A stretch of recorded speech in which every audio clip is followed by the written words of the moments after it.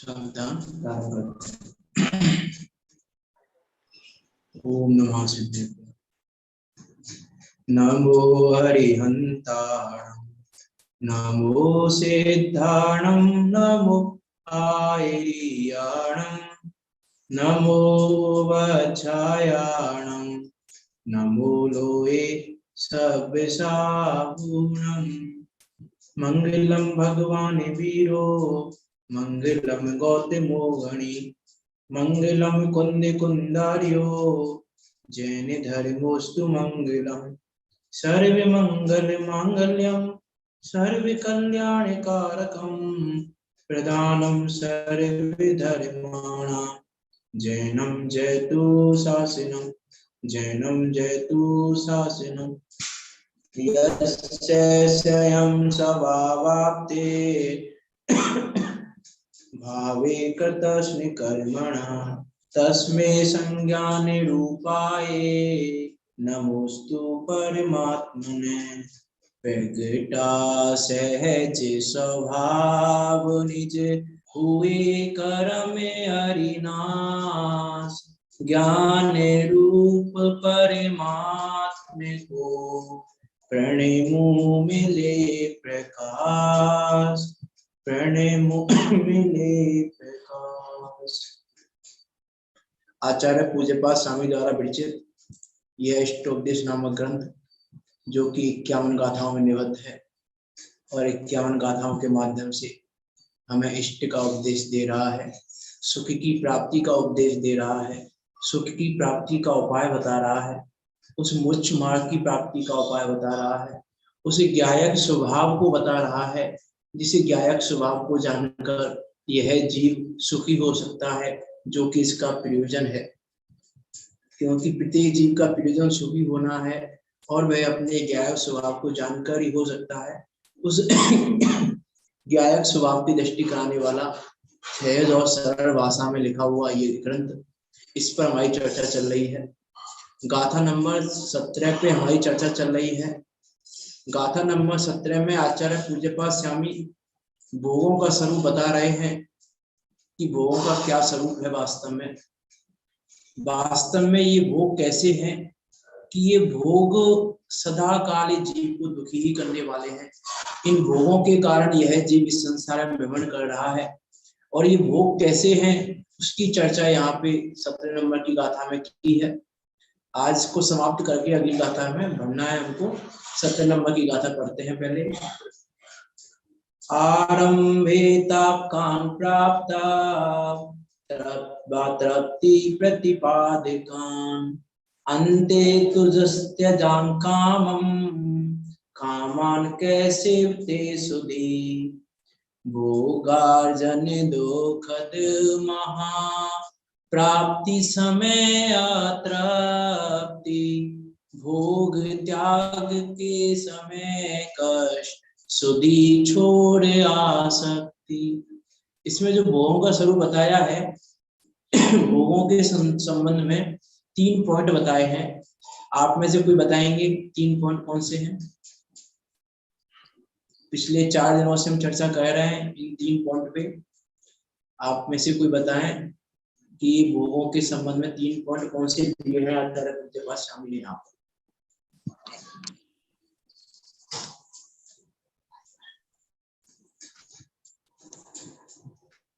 याद तो हो जानी चाहिए, क्योंकि 4 दिन से हम यही चर्चा कर रहे हैं। देखो 3 पॉइंट यहाँ बताए हैं। एक तो आरंभे तापकान प्राप्ता। आरंभे तापकान की आरंभ में संताप उत्पन्न करने वाले हैं। प्राप्तौ अतृप्ति प्रतिपादकान, प्राप्ति के काल में अतृप्ति प्रदान करने वाले हैं। अतृप्ति है, तृप्ति नहीं होती, इसलिए दुखी है।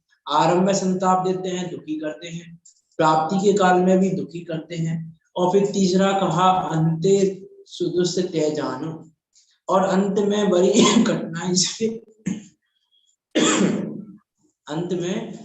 कठिनाई से छोड़े जाते हैं। इसीलिए आरंभ में भी दुखदायक है, इसका आरंभ भी दुखदायक है, मध्य भी दुखदायक है और अंत भी दुखदायक है। भोग प्राप्ति के अभाव में भी, भोग प्राप्ति से पहले भी दुखी है, भोग प्राप्ति के काल में भी दुखी है, और भोग के वियोग होने पर, उस भोग की समाप्ति पर, उस भोग को छोड़ने में उसको दुख होता है। इसीलिए ये भोग प्रत्येक काल में प्रत्येक जीव को हर स्थिति में दुखी देने वाले हैं। इसीलिए कामम कामान कैसे सुधी, इसीलिए कामम आसक्ति से, कामान इन भोगों को कह कौन सेवता है सुधी बुद्धिमान, कि बुद्धिमान जीव कोई भी इनका सेवन नहीं करता। इस प्रकार की बात हमने यहाँ पढ़ी थी। टीका पे हमारी चर्चा चल रही थी कल। टीका में पहले तो शिष्य ने बहुत प्रकार के प्रश्न किए भोगों के संबंध में लेकिन जब भोगों के संबंध में उसको जवाब मिल गया कि दुखदायी ही है, तो उसने कह दिया, आचार्य देव को उसने प्रश्न उठा दिया कि आपकी बात पर कोई विश्वास कैसे करेगा। आप कह रहे हो कि कोई भी बुद्धिमान इन भोगों को नहीं भोगता, लेकिन हमको तो सारे तत्व ज्ञानी भोगों को भोगते हुए दिखाई देते हैं। हमको तो सम्यक दृष्टि भी भोग भोगते हुए दिखाई दे रहे हैं। हमको तो बुद्धिमान जीव भी भोग भोगते हुए दिखाई दे रहे हैं। इसीलिए आप कह रहे हो कि कौन बुद्धिमान होगा ऐसा जो भोग को भोगेगा। इस बात पे हमें श्रद्धा नहीं बनती। उसके संबंध में कल हमने बात की थी।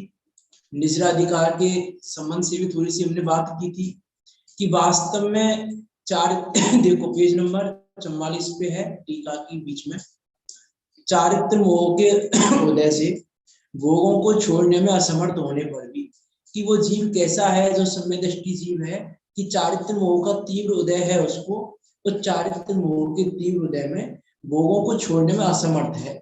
इसीलिए भोगों को हे रूप समझकर सेवन करता है। जिसका मोह का उदय मंद पड़ गया है, ऐसा वह ज्ञानी ज्ञान और वैराग्य की भावना से, या कहें समय साजी की भाषा में कहें तो ज्ञान और वैराग्य की सामर्थ्य से, जिसे ज्ञान और वैराग्य की सामर्थ्य की चर्चा की ना वहां पे, कल हमने चर्चा कर ली है इसकी, कि भावना से इंद्रिय समूह को बस करके इंद्रियों की ओर के झुकाव को संयमित करके एकाएक शीघ्र आत्म कार्य के लिए उत्साहित होता है। सब तत्व ज्ञानी जीव तो ऐसा है कि एक तो भोगों को अनासक्ति से भोग रहा है, आसक्ति से नहीं भोग रहा है। ये एक बुद्धिमान और मूर्ख जीव में अंतर है कि मूर्ख जीव भोगों को भोगता है आसक्ति पूर्वक, और तत्वज्ञानी सम्यदृष्टि बुद्धिमान जीव अनासक्ति पूर्वक भोगता है, उस रोगी की तरह। कल हमने एग्जाम्पल दिया था ना, हॉस्पिटल में है तो हॉस्पिटल की तरह फिर 1 महीने रहना है, तो अब वो वहां हंस भी रहा है, खेल मतलब सब बातें कर रहा है, लेकिन करते हुए भी हॉस्पिटल में रहना नहीं सुहा रहा है। हॉस्पिटल में रहना उसको अच्छा नहीं लग रहा है। वो प्रति समय यही विचार कर रहा है कि कब ये टाइम पूरा हो और मैं हॉस्पिटल को छोड़ के अपने घर पे जाऊं। तो वैसी ये दशा है भोगों को भोगने की, कि हमको भोग दिखाई दे रहे हैं, भोग भोगते हुए दिखाई दे रहा है जी, लेकिन जो आसक्ति अनासक्ति का अंतर है, जो रति भाव अरति भाव का अंतर है, जो वैराग्य की सामर्थ्य की चर्चा आचार्य पुण्यकुंद देव ने की, जो उदाहरण दिया कि मदिरा का पान 2 प्रकार से किया जाता है, अरति भाव से और अति भाव से। अब हमको मदिरा का पान तो दिखाई दे रहा है, लेकिन ये अरति भाव से है कि रति भाव से ये नहीं पता। अब जो जीव अरति भाव से मदिरा का सेवन कर रहा है, उसको देखकर यदि हम रति भाव से मदिरा का सेवन करें तो दुखी ही होंगे।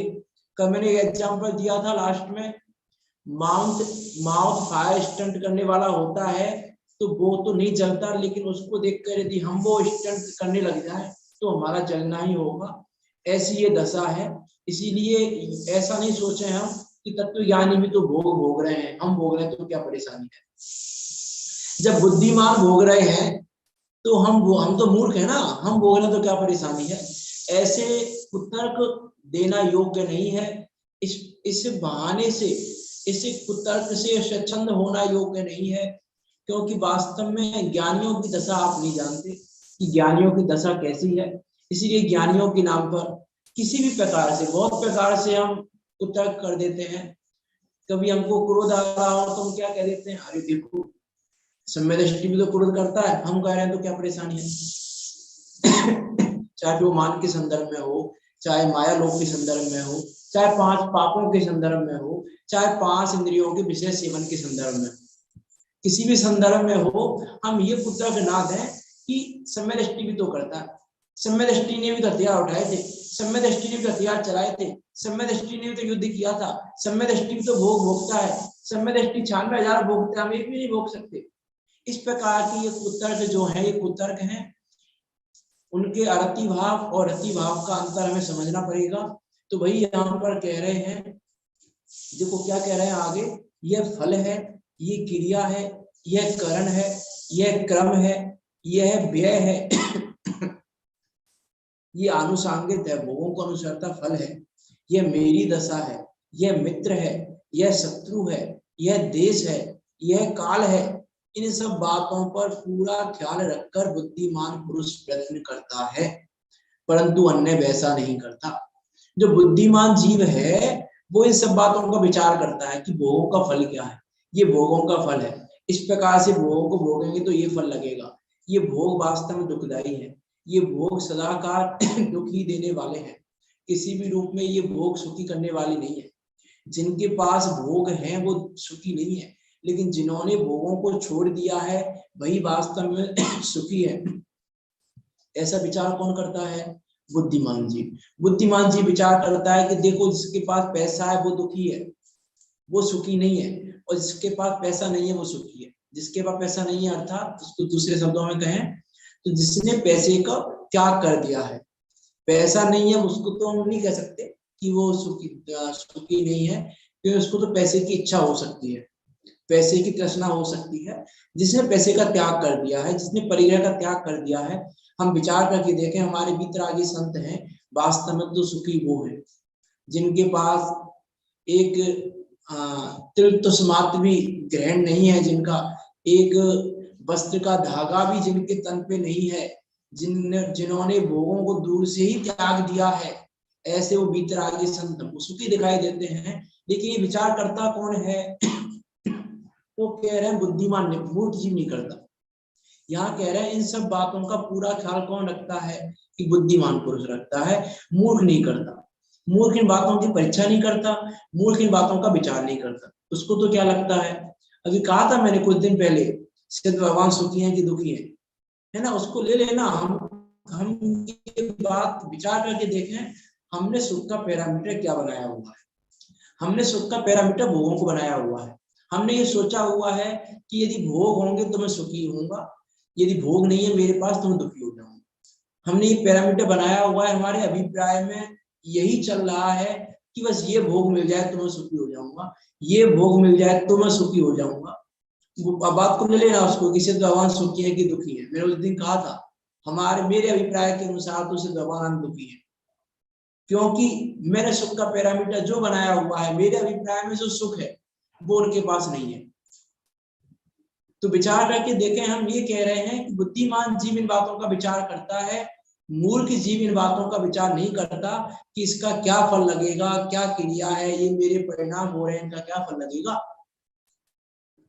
ये बुद्धिमान जीव विचार करता है, वह सुख सदा ही त्याज्य रे, पश्चात जिसके दुख भरा।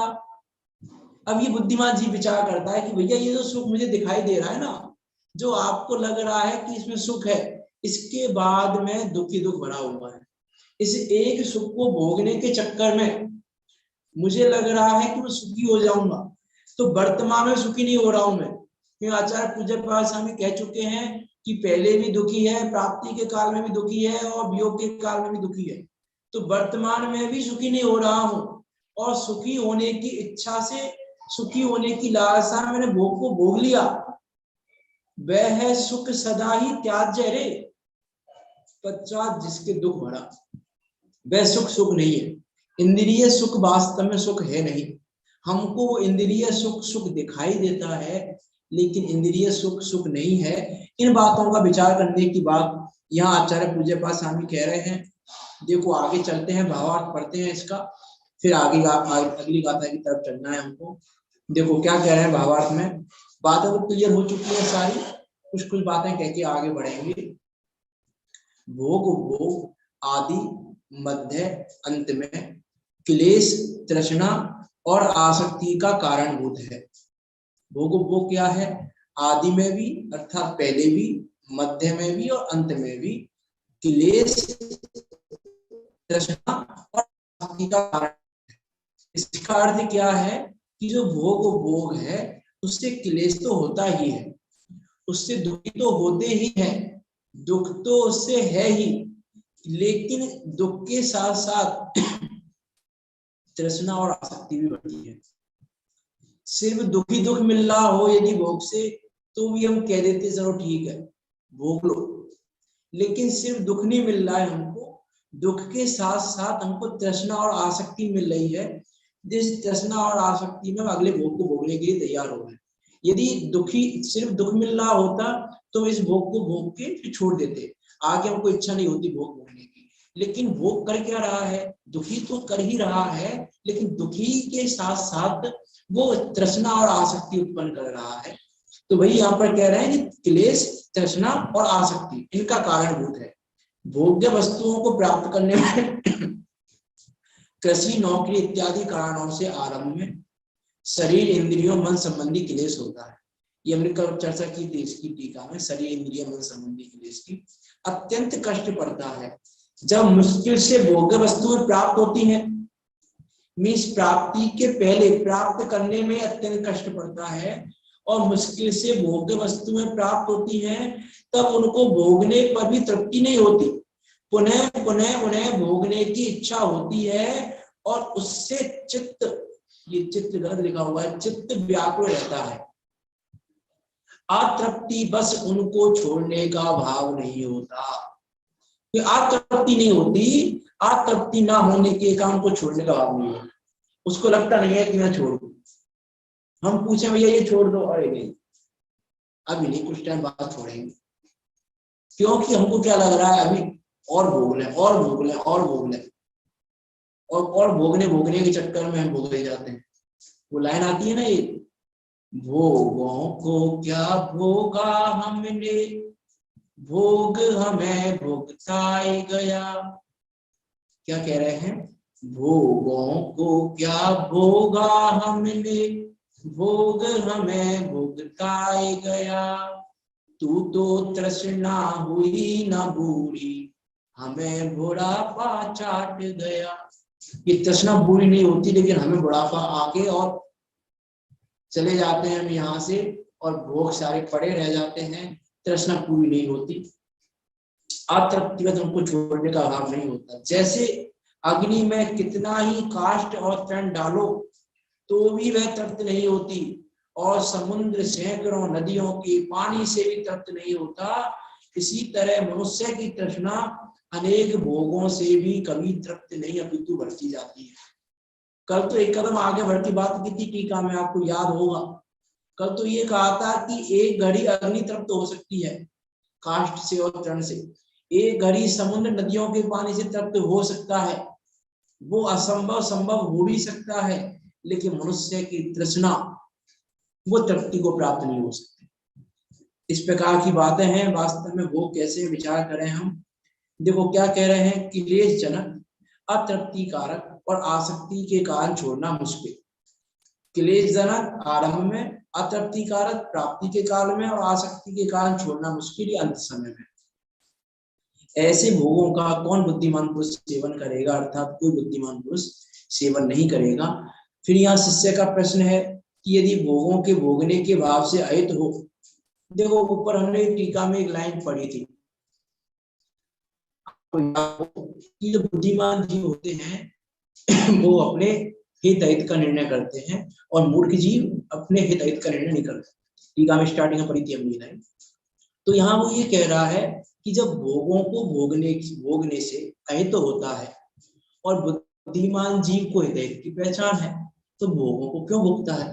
प्रश्न वही है, भावार्थ में प्रश्न वही लिया है जो ऊपर लिया है, थोड़ा उसको चेंज कर दिया है कि यदि भोगों के भोगने के भाव से अहित हो और वो सेवन करने योग्य नहीं है, ऐसा यदि तुम्हारा उपदेश हो तो भरत जैसे ज्ञानी पुरुषों को भी भोग भोगते सुनने में आया है। यह बात आपके उपदेश के साथ असंगत ठहरती है, उसका मेल कैसे बैठेगा। तो समाधान करते हुए आचार्य कहते हैं कि यद्यपि ज्ञानी पुरुष चरित्र मोहनीय कर्म के उदय बस भोगों को भोगने का भाव छोड़ने में असमर्थ है। देखो भोगने का भाव तो है, ऐसा नहीं भोगों को भोगने का भाव ना हो, भोगों को भोगने का भाव है, परंतु उनको उनके प्रति आंतरिक राग नहीं है। बेश्रद्धा और ज्ञान में जो भोगने का भाव दिखाई दे रहा है ना उनका, वो चारित्रिक कमजोरी है।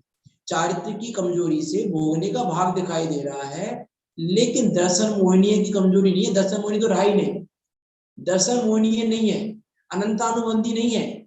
उस दर्शन मोहनीय अनंतानुबंधी के अभाव रूप है वो दशा। उस दशा में भोगने का भाव चारित्रिक की कमजोरी से है। लेकिन यह जीव क्या करता है, यह जीव चारित्र तो दर्शन मोह की कमजोरी नहीं देखता, बस भोगों को देखता है। बस भोग भोग रहा है ना, सम्यक दृष्टि जी भोग भोग रहा तो हम भी भोग लें। जब सम्यक दृष्टि के भोग निजरा के कारण है तो हमारे भी हो जाएंगे निजरा के कारण। जब भरत चक्रवर्ती भोगों को भोग रहे हैं तो उनकी निजरा हो रही है तो हमारी भी निजरा हो जाएगी। तो यहाँ कह रहे हैं कि ऐसा नहीं है, उसको जो भोगों को भोगने का भाव छोड़ने में असमर्थ है चारित्र मोह के उदय बस।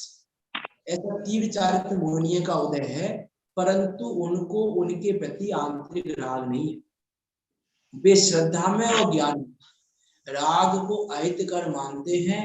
इस कारण जिस प्रकार अज्ञानी भोगों को हितकर समझकर उनको एकता बुद्धि से या एकत्व बुद्धि से भोगता है, उस प्रकार भोगने का भाव ज्ञानी को नहीं है। भोगने का भाव दोनों को है, भोगने का भाव मिथ्या दृष्टि को भी है और भोगने का भाव सम्यक दृष्टि को भी है। भोगों को भोगने का भाव दोनों को है, लेकिन भोगों को भोगने के भाव में अंतर है। एक तो एकत्व बुद्धि के साथ उन भोगों को हितकर समझकर, उन भोगों में सुख समझकर, भोगों को सुख देने वाला समझकर उनमें रच पच के उनको भोगना चाह रहा है। और एक जीव है जो भोगों को दुखदायक समझ रहा है, उसको शंका नहीं है, निसंकित अंकाधारी है ना, जो सम्यक दृष्टि जीव है निसंकित अंकाधारी है, उसको रंच मात्र भी शंका नहीं है कि भोग सुख दे देंगे। भोगों को सुख माना तो दूर की बात है, उसको ये शंका भी नहीं है कि भोग सुखी कर देंगे।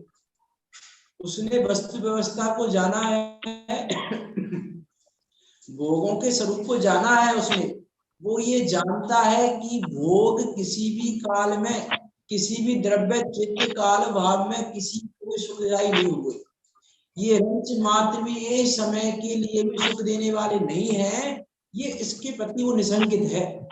लेकिन ऐसा होते हुए भी भोगने का भाव है, तो यहाँ कह रहे हैं कि वो एकत्र बुद्धि से नहीं भोगता, भोगों को हितकारी समझ के नहीं भोगता, भोगों को हितकारी समझकर सुखदायक समझ के नहीं भोगता, एकत्र बुद्धि से नहीं भोगता।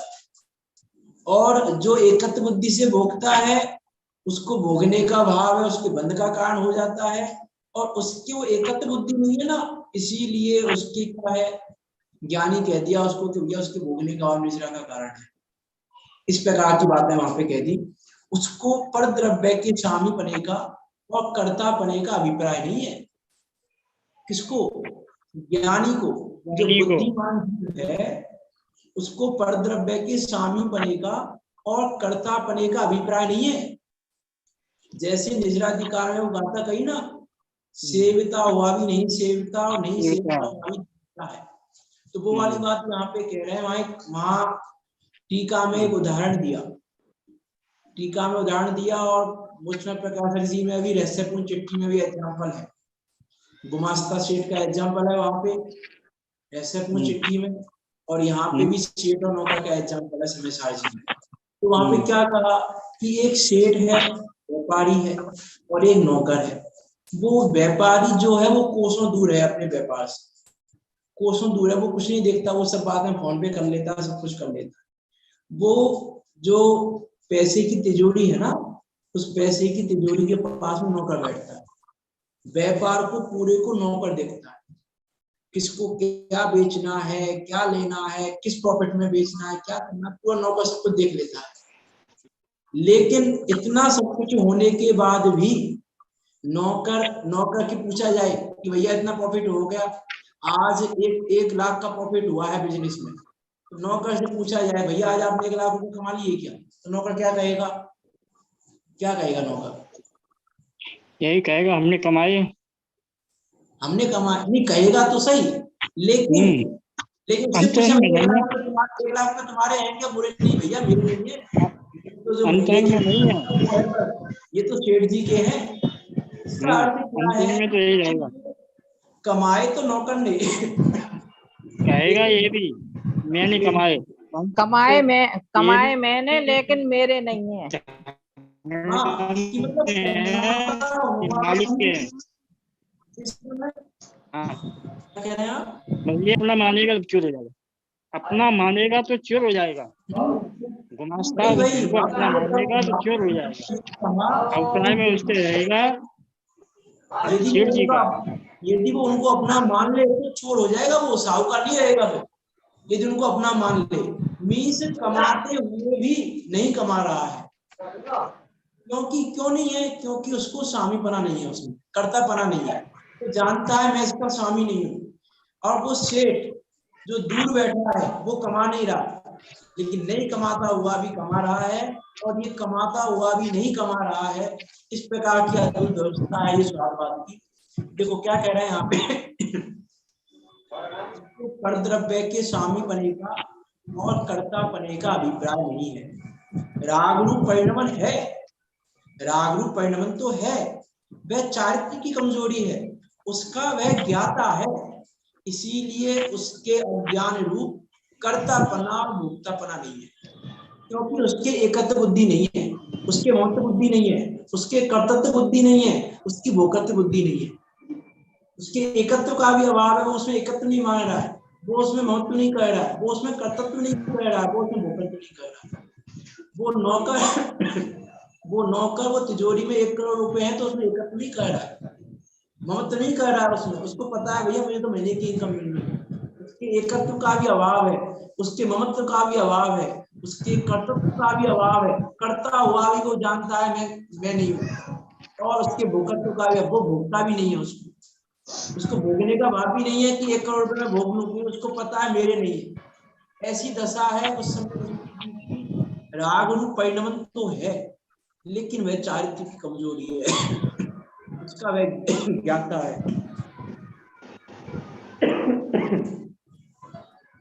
इसीलिए उसके अज्ञान रूप कर्तापना भोक्तापना नहीं है।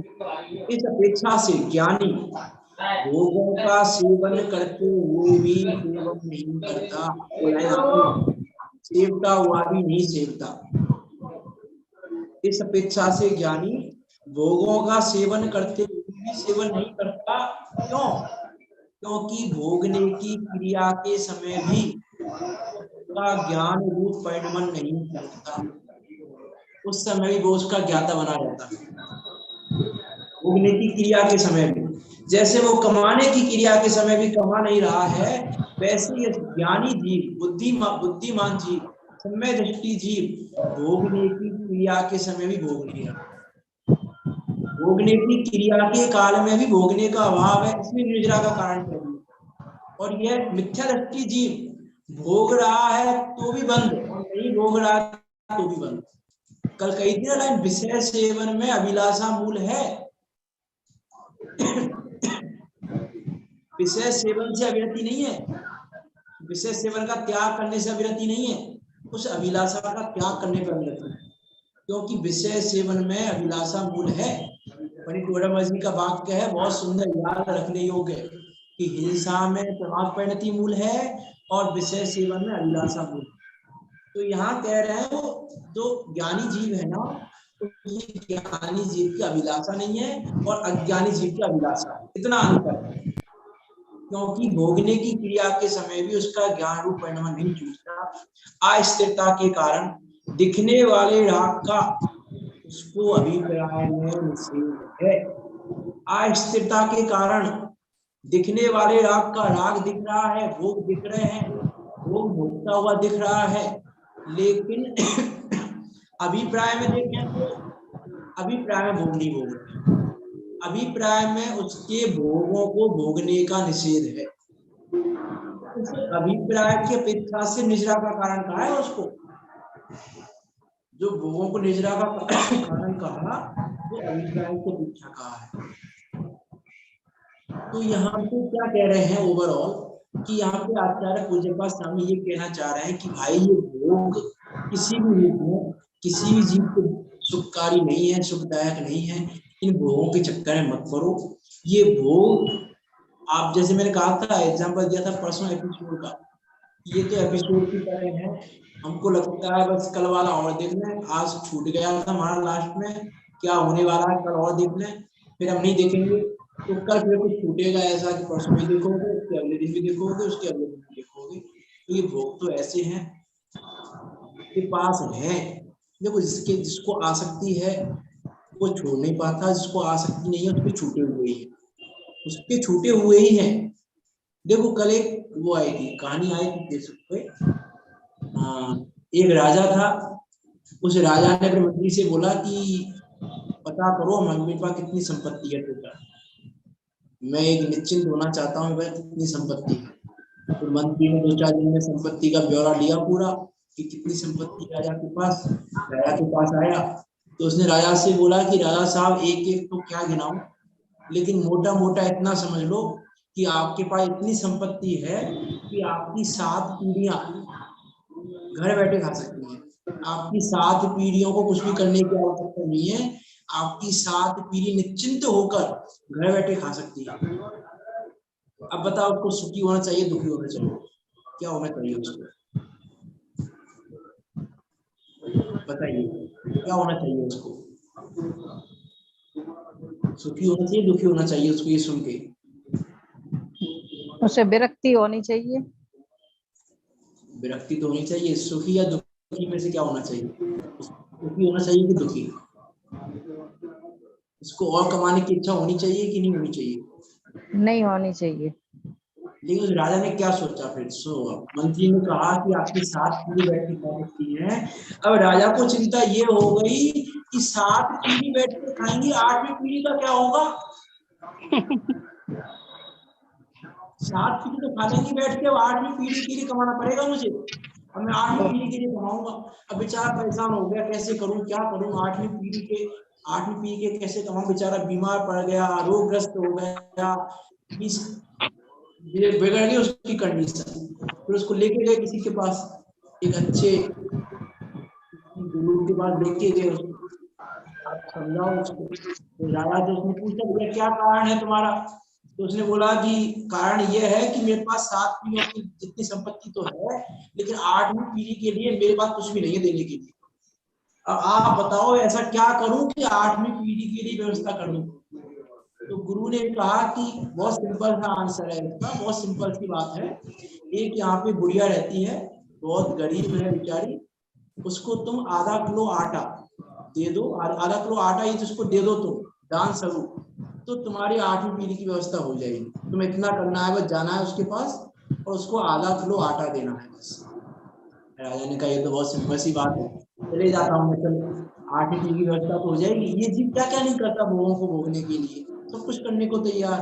तो आधा किलो आटा देने में यदि 8वीं पीढ़ी की व्यवस्था हो रही है तो क्या क्या नुकसान है? चला गया बुढ़िया के पास, वो मन भर के आटा लेके गया, बुढ़िया ने मना कर दिया, बोला मैं क्या करूँगा कि आधा किलो तो ले लो आटा। बुढ़िया ने बोला नहीं, आधा किलो का आटे का मैं क्या करूँ? बोले कि नहीं आपको जरूरत पड़ेगी। बोला नहीं देखो आज की व्यवस्था मेरी हो गई है, आज के आटे की व्यवस्था मेरी हो गई है, अब कल की कल देखूंगी मैं, मुझे आधा किलो आटा नहीं चाहिए। राजा बोला अरे कल की नहीं ले लो। बोले नहीं, मुझे कल की चिंता क्यों करनी, आज की व्यवस्था हो गई मेरी, कल की कल देखूंगी। तब राजा को समझ में आया कि देखो ये बुढ़िया, ये कल की चिंता नहीं कर रही और मैं 8वीं पीढ़ी की चिंता कर रहा हूँ। इस जीव की देखो उसको आसक्ति थी तो 7 पीढ़ियों का होते हुए भी 8वीं पीढ़ी की चिंता हो गई, और उस बुढ़िया की आसक्ति नहीं थी परिग्रह के प्रति, भोगों के प्रति, तो उसको आग उपलब्ध हो गया ना बस।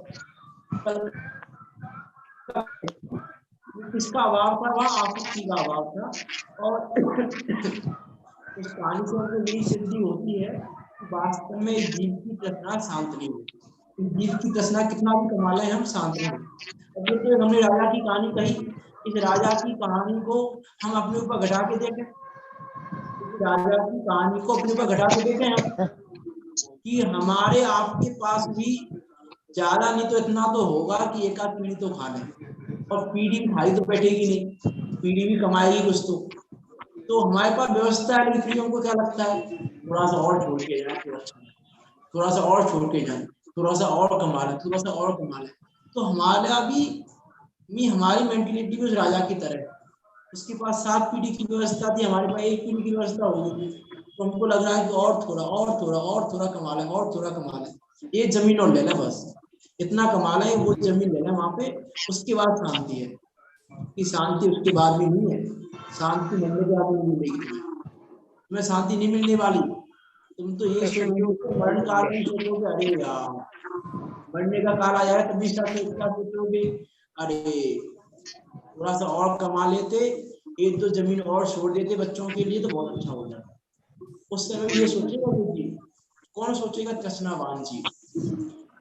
वास्तव में विचार करके देखें हम तृष्णा का क्या स्वरूप है, कि तृष्णा क्या नहीं कराती है हमसे, ये तृष्णा रूपी अग्नि हमसे क्या नहीं कराती है, जो करा दे वो सब काम है। यह जीव पाप करने को तैयार है, यह जीव चोरी करने को तैयार है, अन्याय करने को तैयार है, अन्याय अनीति करके भी भोगों को पाना चाहता है। इस जीव की दशा कैसी है भोगों के संबंध में, अन्याय अनीति करके भी भोगों को पाना चाहता है कि थोड़ा है तो है, ज्यादा थोड़ी ना है, थोड़ा सा करना है बस, फिर नहीं करेंगे हम अन्याय। मीन्स इसकी दशा कैसी है, अन्याय अनीति करके भी भोगों को पाना चाहता है। तो यहाँ आचार्य पूज्यपाद स्वामी कह रहे हैं कि भाई एक बार भोगों के स्वरूप का विचार तो कर। और ये भोग, हम भोगों की आसक्ति है किसके लिए, किसके लिए भोगों की आसक्ति, ये 5 इंद्रियों के लिए। ये 5 इंद्रियां हष्ट पुष्ट रहे, ये 5 इंद्रियां सही सलामत रहे, हमारा ये शरीर सही सलामत रहे, उसके लिए सारे भोग हैं। इतने भी भोग हैं, किसके लिए भोगना चाह रहा है ये जीव, शरीर के लिए। तो कह रहे हैं भाई पहले तो भोगों का स्वरूप समझ कि भोग है कैसे। ये भोग आदि मध्य अंत तीनों में ही दुख देने वाले हैं, सदा का दुखी देने वाले हैं। इन भोगों को आसक्ति भाव से भोगने वाला आज तक सुखी नहीं हुआ, आज तक मोक्ष मार्ग में नहीं गया। मोक्ष मार्ग में जाने वाले जीव अनासक्ति से भोगते हैं, आसक्ति से नहीं भोगते। तुम आसक्ति से भोग रहे हो तो तुम फिर भोग ही भोगते रह जाओगे, बाकी वो कुछ नहीं कर पाओगे। तो हमको भोग भोगने हैं कि क्या करना विचार करके देखो, हम क्या करने में लगे हुए हैं, बस किसी तरीके से भोग मिल जाए। देखो मैं और यदि बात करूं, मुझे वैसे तो ये गाथा समाप्त करनी है, आज समाप्त हो ही गई है लगभग। वैसे तो हम विचार करके देखें हमको क्या लगता है। हमको ये लगता है कि मंदिर भी जा रहे हैं तो क्यों जाए मंदिर, हमको कुछ अच्छा मिल जाए, हमारे साथ कुछ अच्छा हो जाए, इसलिए मंदिर जा रहे हैं। अर्थात इन भोगों के चक्कर में यह जीव देव शास्त्र गुरु को नहीं छोड़ता, देव शास्त्र गुरु के पास भी भोगों को पाने के लिए जाता है, भोगों को पाने के लिए जाता है। जिस गुरु से भोग मिल रहे हो, भोग प्राप्ति का आशीर्वाद मिल रहा हो, उन गुरुओं के पास जाते हैं। जिनसे तंत्र मंत्र मिल रहे हो, जिनसे कोई तंत्र मंत्र कह रहा है कि भैया इस मंत्र से ये सिद्धि हो जाएगी, इस मंत्र से ये सिद्धि हो जाएगी, ऐसे तंत्र मंत्र करने वालों के पास जा रहा है। क्यों, उसको गुरु में कोई उसकी आसक्ति नहीं है, गुरु में उसकी आसक्ति है भोगों में। उसकी आसक्ति कहाँ पर है, भोगों में। एक बार ऐसे ही देखो, मैं जगह का नाम नहीं बता रहा, एक जगह इस आदमी ने कहा कि हम आपका प्रवचन कराना चाहते हैं, वैसे तो अपने नगर में, तो मैं अच्छी बात है वो, लेकिन करा नहीं सकते। मैं कहा ये क्या बात हुई, आप कराना चाहते हो लेकिन करा नहीं सकते। बोले हमारे यहाँ जो श्रोता हैं वो तंत्र मंत्र की बातें सुनने के लिए आते हैं, उसके अलावा और आत्मा की बात सुनने नहीं आते। अब आप करोगे आत्मा की बात और बुलाएंगे नहीं तो क्या करें तुमको बुला के, बोले हमारे तंत्र मंत्र सुनने के लिए आते हैं। मीन्स आजकल जीव भी सिर्फ भोगों को पाने के लिए, देव शास्त्र गुरु की भी शरण लेता है तो भोगों को पाने के लिए, धर्म की भी शरण लेना चाहता है तो भोगों को पाने के लिए। पंडित टोडरमल जी ने कहा ना, इसलिए पहले अधिकार में अरिहंत आदि से प्रयोजन की सिद्धि में, कि क्या मांग रहे हो आप, सांसारिक प्रयोजनों के लिए अरिहंत आदि की भक्ति करने से क्या होता है, पुण्य बनता है क्या? नहीं, पाप। सिर्फ पाप ही बनता है। वहां पर शब्द का प्रयोग किया, सिर्फ पाप ही बनता है। तो हम क्या कर रहे हैं? हमको लग रहा है धर्म कर रहे हैं, धर्म कर रहे हैं, धर्म कर रहे हैं, लेकिन धर्म को जानते ही नहीं। इन भोगों के चक्कर में फंसे हुए हैं, इन भोगों में लगे हुए हैं, इस शरीर को पुष्ट करने में लगे हुए हैं। हमको क्या लगता है? हम भोगों को भोगेंगे तो शरीर बना रहेगा, हम भोगों को भोगेंगे, अच्छा हम अच्छा खाएंगे, अच्छा पिएंगे तो शरीर नहीं बना रहेगा। खाने पीने को ना मिले तो फिर शरीर में विटामिनों की कमी हो जाएगी, शरीर कमजोर हो जाएगा, शरीर में ये हो जाएगा, शरीर में वो हो जाएगा। ये लगता है, नहीं लगता है हमको? अच्छा खाना पीना हो जाए तो शरीर अच्छा रहेगा कि नहीं रहेगा? कि शरीर तो अच्छा रहेगा।